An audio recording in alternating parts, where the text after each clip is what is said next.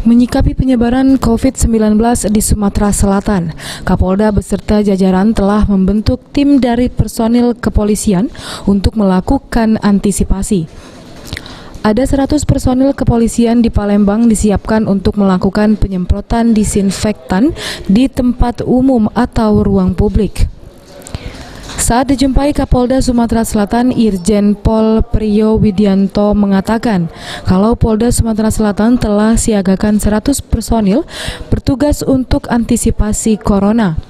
100 personil ini disebar dan ditugaskan untuk melakukan penyemprotan cairan disinfektan di tempat umum atau fasilitas publik. Gereja, masjid, LRT, dan beberapa fasilitas publik telah dilakukan penyemprotan. Untuk sementara ini, Polda Sumatera Selatan baru memiliki 10 baju pelindung khusus petugas antisipasi corona.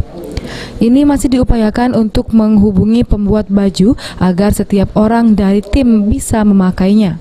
Siapkan 100 orang yang kita akan gunakan kalau nanti kemudian dari Satgas atau dari pihak manapun yang memerlukan bantuan untuk tenaga sebagai tenaga penyemprot disinfektan, relawan itu. 100 orang sudah siapkan. Dan itu seluruh jajaran Polda sudah oleh Kapolri untuk menyiapkan. Tadi kita sempat kesulitan APD ya Pak untuk penyemprotan disinfektan itu. Ya, tanya itu dong, tanya Dinas Kesehatan. Kemarin kan kita mau melakukan disinfektan Sabtu Minggu itu kan, ternyata kekurangan itu tabletnya, tablet untuk pencampuran ke air yang kita gunakan untuk semprotan itu.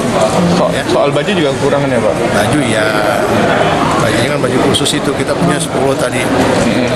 Ya mungkin nanti kita sudah berupaya. Jika diperlukan, tim dari kepolisian siap membantu Satgas Corona dari Sumatera Selatan untuk melakukan upaya pemberantasan COVID-19 ini. Dan diharapkan kembali bagi masyarakat tetap waspada dan tidak panik.